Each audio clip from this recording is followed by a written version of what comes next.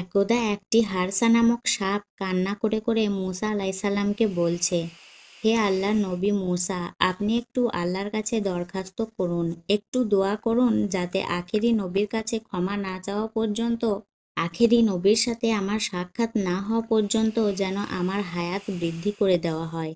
তখন মূসা আলাইসাল্লাম আল্লাহর কাছে কান্না করে বলছে, হে আল্লাহ, আখেরি নবী তো আসবে সবার শেষে, সে আসতে তো অনেক দেরি, আমার হারসা সাপ এ অবস্থায় কিভাবে থাকবে? হে আল্লাহ, আপনি তার হায়াত বৃদ্ধি করে দিন।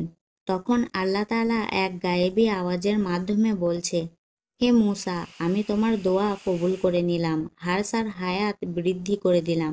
একটি সময় গিয়ে সাপটি মক্কা থেকে মদিনার দিকে রওনা দিল। বিশ্বনবী মোহাম্মদ সাল্লাল্লাহু আলাইহি ওয়াসাল্লাম মক্কাতে কান্না করছেন আর সাপটি মদিনায় কান্না করছে। তখন ওই সাপটি বুকের উপর ভর দিয়ে মক্কার দিকে রওনা হয়ে গেল আমাদের নবী মুহাম্মদ সাল্লাল্লাহু আলাইহি ওয়াসাল্লামের কাছে ক্ষমা চাওয়ার জন্য। আর এই সাপ 6 মাস পর্যন্ত বুকে ভর করে আবু জাহেলের বাড়ির সামনে দাঁড়িয়ে গিয়েছেন। অতঃপর ক্লান্ত হয়ে গিয়েছে, সে ক্লান্ত হওয়ার কারণে আবু জাহেলের বাড়ির সামনে ঘুমিয়ে পড়েছে। সকালবেলা বেরিয়ে তার বাড়ির সামনে সাপটিকে দেখল। তখন একটি লাঠি নিয়ে সাপটির গায়ে আঘাত করা শুরু করলো। তখন সাপটি কান্না করে বলছে, হে আবু জাহেল, তুমি আমাকে মেরো না, আমি সাপ নই, আমি মানুষ। তখন আবু জাহেল বলল, হে আমার বিবি, হে আমার সৈন্যরা, তোরা তাড়াতাড়ি আয়, এমন ঘটনা আমি আমার জীবনেও দেখিনি, এই সাপ কথা বলছে। তখন সেখানে সবাই এসে উপস্থিত হলো এবং আবু জাহেল সকলকে বলল, আমি সকালবেলা এই সাপটিকে আমার বাড়ির সামনে দেখলাম, আর আমি যখন সাপটিকে আঘাত করলাম, এই সাপ দেখি মানুষের মতো কথা বলে। বেঈমান আবু জাহেল আবার সাপটিকে আঘাত করা শুরু করে। তখন সাপটি আবার কান্না করতে করতে বলতে লাগলো, হে আবু জাহেল, তুই আমাকে আর মারিস না, আমাকে একবারের জন্য নবীর সাথে দেখা করতে দে, একবার নবীর কাছে আমাকে যেতে দে, আমাকে মাফ চাওয়ার জন্য নবীর কাছে যেতে হবে। একবার যদি আমার নবী আমাকে মাফ করে দেয়, তারপর তোর যত মন চাই তত মারিস, আমি তোকে বাধা দেব না, আমার জীবনটা নষ্ট করিস না রে, একটু আমাকে যেতে দে। তখন আবু জাহেল সৈন্যদেরকে বলে, এই সাপের গলায় তাড়াতাড়ি বেড়ি পরিয়ে দাও, এই সাপের গলায় শিকল পরিয়ে দাও। তখন সাপটিকে শিকল পরিয়ে খুঁটির সাথে বেঁধে রাখা হলো এবং তার গায়ে আঘাত করা শুরু করলো আবার। এবারে হারসা কান্না করে আর বলে, আমাকে যত মারার তুই মারিস, আমাকে একবার তুই আমাকে মুহাম্মাদের কাছে যেতে দে। তখন আবু জাহেল বলে, হে বিবি, এই সাপের মুখ দিয়ে মুহাম্মদের নাম আসছে, মনে হচ্ছে এই সাপটি মুহাম্মদের জন্য পাগল, এই সাপটিকে তো ছাড়া যাবে না। এইভাবে সাপটিকে বেঁধে রেখে সারাদিন তার গায়ে আঘাত করা হলো। তখন সাপটি আবার কান্না করছে আর বলছে, ও আবু জাহেল, তুই বুঝলি না রে, আমি যদি মুহাম্মাদের কাছে না যেতে পারি, আখেরি নবীর কাছে যদি না যেতে পারি, তাহলে তো আমার জীবন ধন্য হবে না, আমি তো মাফ পাবো না আর জান্নাতে যেতে পারবো না, আমাকে জাহান্নামে চলে যেতে হবে। তুই আমাকে একবারের জন্য হলেও মুহাম্মাদের কাছে যেতে দে, যদি মুহাম্মদ একবার আমাকে মাফ করে দেয়, তারপরে তোর যত খুশি ততই আমাকে তুই মারিস। তখন বেঈমান আবু জাহেল বলছে, হে সাপ, তুই কথা বলিস না, তোকে মুহাম্মদ পাঠিয়েছে, কারণ বর্তমানে তার সাথে আমার ঝামেলা চলছে, সে কিনা আমাদের ধর্মের উপরে কালি দিচ্ছে। হে সাপ, তোকে আমি ছাড়বো না। সারাদিন সারারাত সাপটিকে মারার পরে পরদিন সকালবেলা আবার সাপটিকে মারা শুরু করলো। তখন সাপটি বলতে লাগলো, এ আবু জাহেল, তুমি আমাকে কেন মারছো সেটা আমি বুঝতে পেরেছি, আখেরি নবীর সাথে বেয়াদবি করার কারণে আজকে আমার এই শাস্তি। ও আবু জাহেল, তোকে আমি কথা দিলাম, তোর যত মারতে মন চায় আমাকে তুই মারিস, কিন্তু একটিবারের জন্য হলেও তুই আমাকে আখেরি নবীর সাথে দেখা করার সুযোগ করে দে। হে আবু জাহেল, আমি যদি মুহাম্মাদের কাছে গিয়ে মুহাম্মাদের পায়ে গিয়ে একটি চুমু দিতে পারি এবং আমাকে যদি মুহাম্মদ মাফ করে দেয়, তাহলে আলহামদুলিল্লাহ, আর যদি মাফ নাও করে তাহলেও আমি তোর কাছে ধরা দেব, আমি তোকে কথা দিলাম। এইবার আবু জাহেল নবীর নাম শোনার কারণে আরো অনেক ক্ষেপে গেল, অনেক গরম হয়ে গেল। সাপটিকে মারতে মারতে এমন মারা মারে। তখন আবু জাহেল তার বিবিকে বলে, হে বিবি, তুমি আমার ঘর থেকে আমার লোহার চাবুকটি নিয়ে আসো। তখন সাপটিকে আবু জাহেল চাবুক মারতে মারতে এবার সাপের লেজের অংশটি কেটে ফেলল। তারপর আবু জাহেল তার বিবিকে বলল, হে আমার বিবি, তুমি আমার ঘরে গিয়ে লবণ নিয়ে আসো। এই সাপটি মুহাম্মদের জাদুর সাপ, এই সাপটিকে মেরে ফেলতে হবে। তখন লবণ এনে সাপটির গায়ে লাগিয়ে দেওয়ার পরে সাপটি ছটফট করতে লাগলো। এবার সাপটি কান্না করছে আর বলছে, হে আবু জাহেল, তুমি আমার শরীরকে কেটে ফেলেছ, আমার গায়ে লবণ লাগিয়েছ, আমি সহ্য করতে পারছি না। তবুও এই রক্তমাখা শরীর নিয়ে তুমি একবার আমাকে আখেরি নবীর কাছে যেতে দাও, মুহাম্মাদের কাছে যেতে দাও। আমাকে ক্ষমা চাইতে দাও। তার কাছে গিয়ে আমি তোমাকে কথা দিলাম তোমার কাছে ফিরে আসব। আবু জাহেল সাপের কথা মানল না। তারপর আবার একটি টুকরো করে ফেলল। মাঝে মাঝে যখন কাটা হয় তখন সাপটি সহ্য করতে না পেরে মাটির সাথে মাথা লাগিয়ে দিল। তখন সাপটি কান্না করে আল্লাহকে বলছে, হে আল্লাহ, আমি বুঝে গেছি এই বেঈমান আবু জাহেল আমাকে ছাড়বে না। আমি যদি নবীর কাছে না যেতে পারি তাহলে আমার জীবন ধন্য হবে না, আমার তো জীবন নষ্ট হয়ে যাবে। আমাকে তো মুহাম্মাদের কাছে গিয়ে মাফ চাওয়ার জন্য সুযোগ করে দাও, না হলে ওই দুনিয়াতে গিয়ে আমি জাহান্নামের আগুন সইতে পারবো না। হে আল্লাহ, যত শাস্তি দেওয়ার আমাকে তুমি এই দুনিয়াতে শাস্তি দিয়ে দাও। অতঃপর একটি পর্যায়ে গিয়ে সাপটিকে মেরে ফেলল। সাপটিকে পুরোপুরি মেরে ফেলার পরে আবু জাহেল তার বিবিকে বলছে, হে বিবি, এটা তো মুহাম্মদের সাপ, মুহাম্মদের জাদুর সাপ, পুনরায় আবার জীবিত হয়ে যেতে পারে। তাই এটিকে আগুনে পোড়ানো হবে। এটিকে যদি আমরা আগুনে পুড়িয়ে দিই তাহলে এটি আর বাঁচতে পারবে না। অতঃপর সাপটিকে আগুনে পোড়াতে লাগলো। যখন সাপটি আগুনে পুড়তে পুড়তে ছাই হয়ে গেল তখন সেই ছাইগুলিকে একটি পাত্রে নিল এবং পাত্রটির মুখ বন্ধ করে দিল। এবার আবু জাহেল তার বিবিকে বলছে, হে বিবি, আমরা তো মুহাম্মদের জাদুর সাপকে পুড়িয়ে ফেলেছি, মেরে ফেলেছি।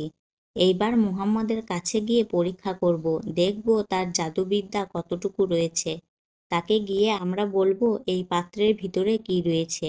অতঃপর বেঈমান আবু জাহেল মহল্লায় ঘুরতে ঘুরতে মহল্লাবাসীকে ডেকে ডেকে বলছে, হে মহল্লাবাসীরা, তোমরা কি দেখবে, এই দেখো মুহাম্মদ আমাকে মারার জন্য তার জাদুর সাপ পাঠিয়ে দিয়েছে।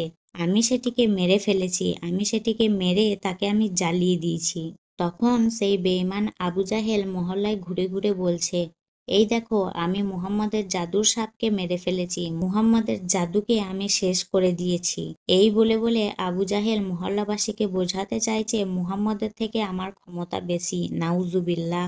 তখন আবু জাহেল তার সৈন্যদেরকে বলছে, চলো আমরা এই সাপটিকে নিয়ে মুহাম্মাদের কাছে যাব এবং বলবো এই পাত্রের ভিতরে কি রয়েছে, এবং সে যদি বলতে পারে তাহলে ভালো, আর যদি বলতে না পারে তাহলে আমরা তাকে পিটিয়ে মেরে ফেলবো এবং জ্বালিয়ে দেব এবং সাপের ছাইয়ের সাথে তার ছাইও মিলিয়ে দেব, নাউজুবিল্লাহ। তখন সেই আবু জাহেল তার সিপাহী সৈন্যদেরকে নিয়ে মুহাম্মদ সাল্লাল্লাহু আলাইহি ওয়াসাল্লামের বাড়িতে গিয়ে উপস্থিত হলো এবং ডাকতে লাগলো, হে মুহাম্মদ, বাইরে এসো এবং দেখো আমি তোমার জন্য কি নিয়ে এসেছি।